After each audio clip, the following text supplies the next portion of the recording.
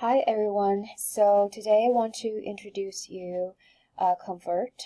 It is a software that we would often encounter in the translation process. For example, a translator may encounter some units that is used in the Chinese context, and they want to interpret that into the US context. For example, we can see there are many tabs here, and in the US we describe someone's weight by blips, and in China we use kilograms. And if we have someone's number to be 120 pounds, that transfers to 54 kilograms kg.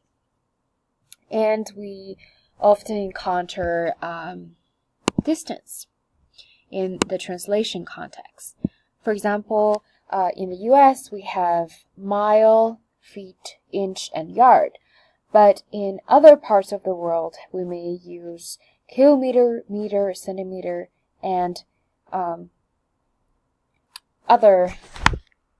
meter to interpret that.